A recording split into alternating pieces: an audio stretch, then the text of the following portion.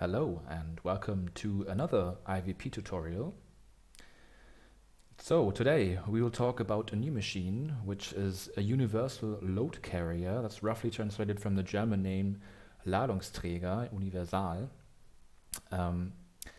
This machine is universal in that sense that you have a lot of possibilities to customize it to the needs you wanted to customize to. So let's dive into it right away. As you can see, this is right now a pallet which has some wood pieces stacked on top of it. And yes, I will just go on the right here on iVP. I will go step by step through each customization that you can set and show you what it does. So let's start with the top. I can set the amount going from left to right, the amount width. So for now it only has placed one item, one pallet with a storage good on top. But if I want to, let's say, put 4, I just add 4, and here you go. It instantiates 4 machines of this load carrier and storage good that you have set up. You can also set the spacing width, let's say 350, so that you can do that as you please. You can also do the amount in depth, so let's make 4, let's make it square. And as you can see, I have now 4 times 4 storage good carriers, in this case pallets with storage goods. I can also set the spacing here, so let's make it for example very big, just to show you that everything is possible. Yeah, so it's very far apart, so let's make that uniform, put 350. And yeah, the next one is going in the upwards direction, in the height. This blue arrow indicates in which direction. So if I put 4 here, so let's make it cubic, we have 4 times 4 times 4 load carriers with storage goods on top. The default setting for the spacing going in the height direction is set to 0 because in most cases you want to stack stuff on top of each other. But you can also set some spacing here, maybe for example, let's put 500 millimeters. And as you can see, realistically that doesn't make sense, so you just have to keep that in mind. Maybe you want to put some shells in between or something like that. That's a possibility. So you have this possibility to set this, but I would recommend to keep this at the 0 value.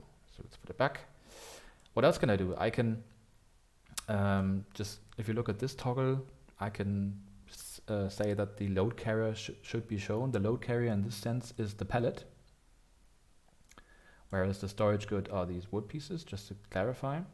And to keep the thing simple, I will put the amount back to 1 for everything, and for the height as well. So very good. That makes things easier to explain and to see. So if I want to disable the load carrier, I just have to press this toggle here, and there you go. The load carrier is deactivated, and I want to do it back, and then it's shown again. And as you saw probably in the UI, that the following customizations you can set concerning the load carrier, these are the ones that you can set. They disappear once you have disabled the load carrier, just to make the UI a little more clean for you.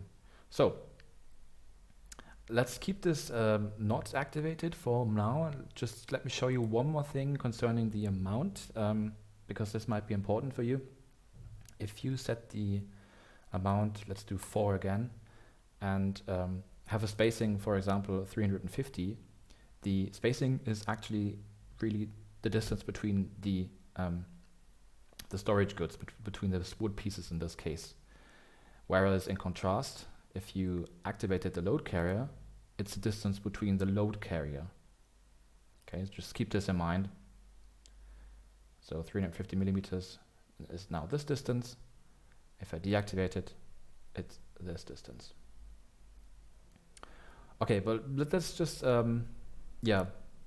activate the load carrier, and for now, just to show you the load carrier in general, I will also deactivate the storage goods so we can focus on the load carrier. So I just have to click this toggle, and as you can see, nothing is activated right now, so yeah, that doesn't make sense. Let me just put this back to 1 and activate the load carrier. So as you can see, we now have a pallet.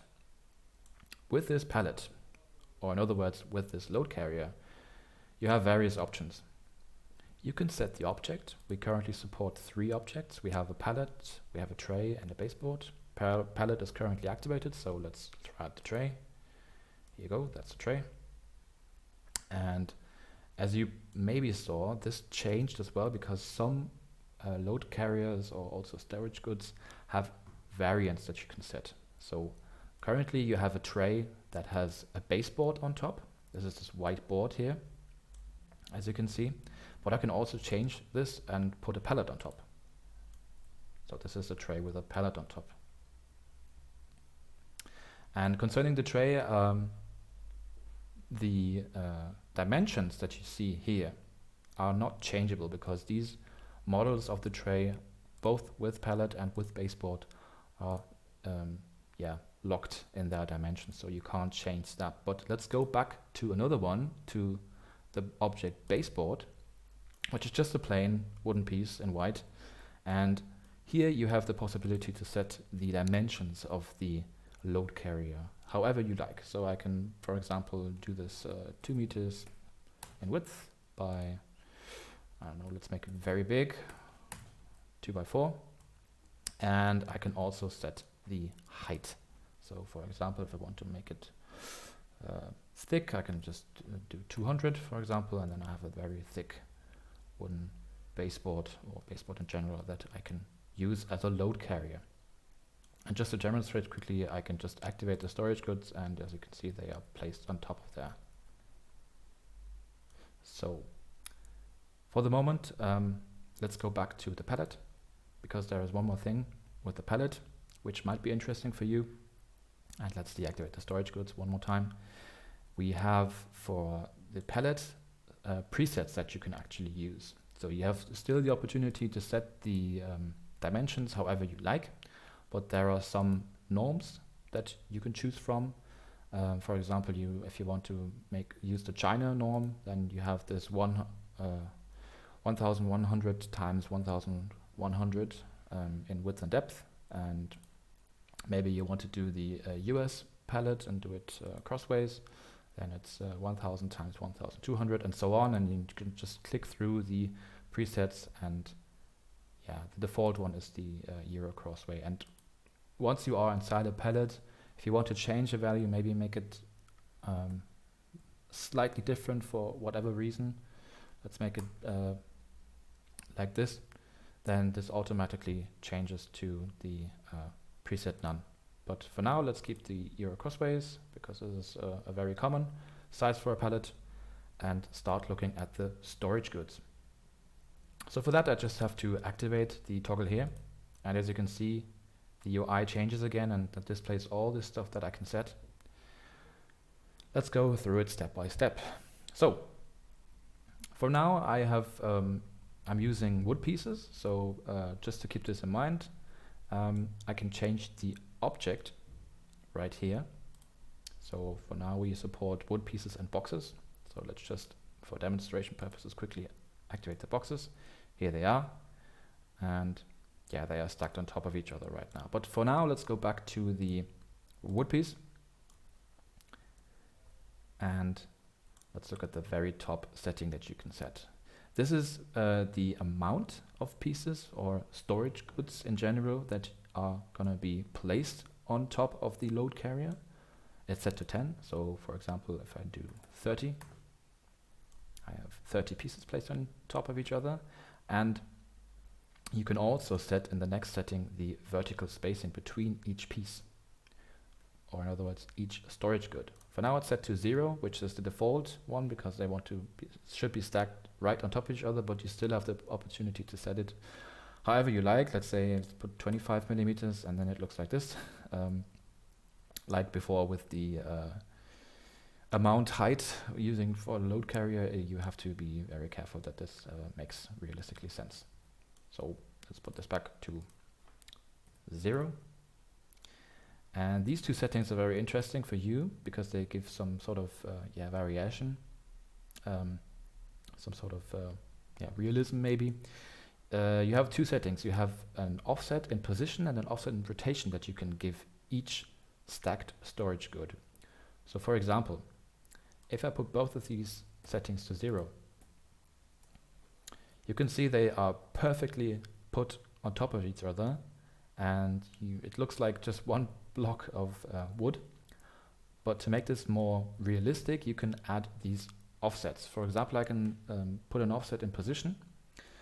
Let's make it 10, and as you can see, the pieces are now going in all directions in depth and width, are using a random offset.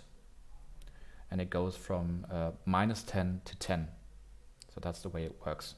The same goes for the rotation. I can add a rotation. Let's make it very obvious and maybe say it can go from -90 to 90.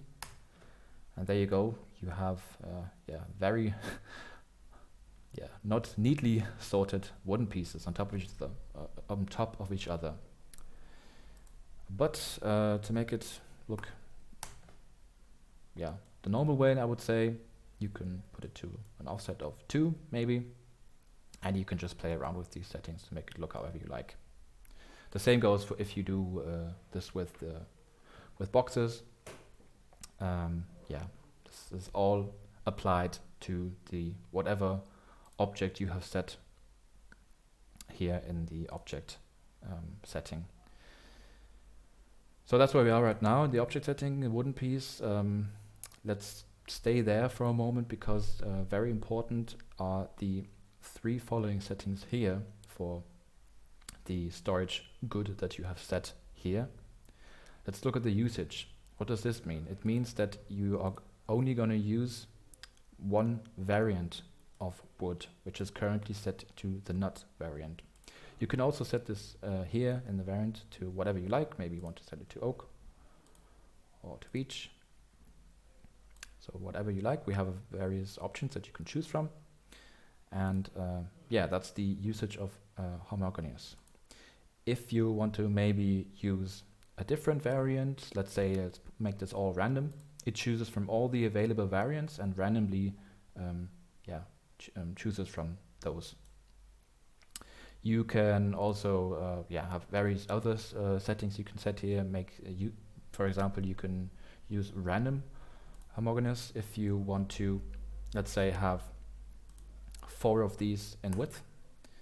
Then they are kept for 1 unit, are kept homogeneous, but it chooses a random variant of it and then applies it per storage good, for load carrier.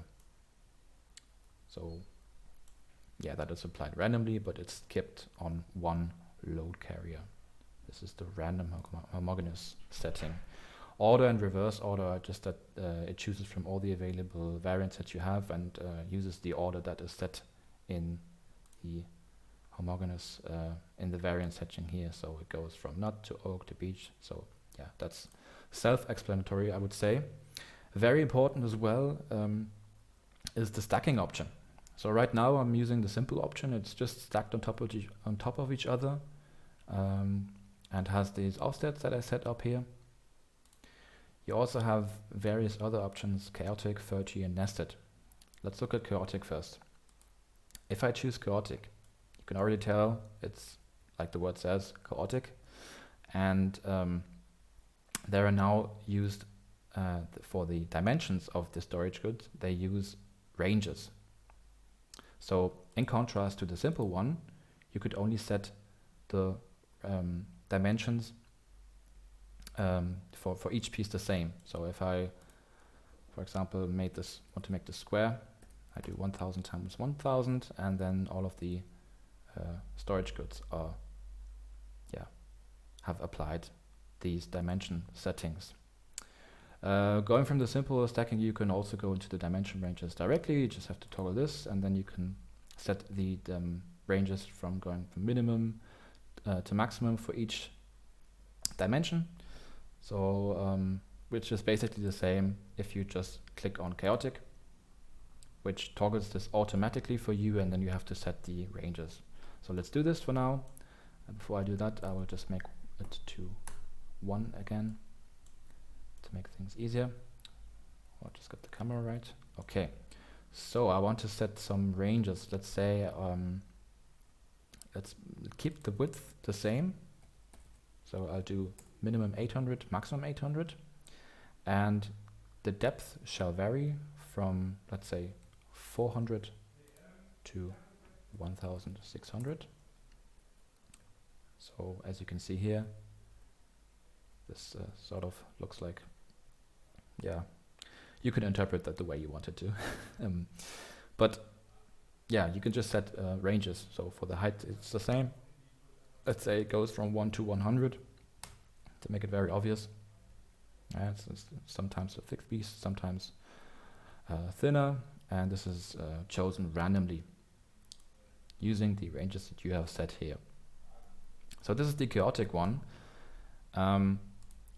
Let's go to the fir tree one. This is essentially the same as chaotic, but it uses a sorting system and sorts from the biggest parts to the smallest parts to the top. That's why the name fir tree. It sort of looks like a fir tree. Yes. So, and there you set the ranges as well, and you have every possibility to do it to your liking. The last stacking option is nested. So let's look at that. What does this do? This very compresses the stacking height of the goods, because now you, as you can see, these pieces are almost perfectly aligned in various systems. And for this, you cannot set dimension ranges, because now you set the total width and depth and height for each layer. So for example, if I want to set the width to 2000, let's look at that. It doesn't make sense in this palette because these pieces would drop down in reality, so be careful about that. But this, I think you get the idea. You set the total dimensions, and then the system, the logic behind, instantiates in various variations and sizes the pieces, and nests them in this way. So let's make it back and maybe do 800 times 1000. Let's make it exactly as big as the palette. So as you can see, it fits right onto it. And maybe, for example, let's give it some color. Let's make it random. And here you go, you have a very colorful nested stack of wooden pieces. So I think that about sums the universal load carrier machine, and you just have to play through these settings to get the way you want it to look, and it's very easy to customize, to set the amount, and as you can see, it's super easy to scale in terms of amount. I can change the object anytime. Haven't shown this before, but for the box, for example, you have various variants that you can choose from. Maybe you have you want to have a very this kind of box that has no sticker onto it, or you want to have something that like this that has this branding, this branding, sorry, the slogan on it. Sorry for my resolution, my PC, the resolution is not very high. So obviously that looks very ridiculous, but I think you get the idea. It's very easy to scale this, and obviously you can also alter the position and so on, the 2D view and the 3D view also. So thank you for your attention. Have fun with this new machine, and see you next time. Bye bye.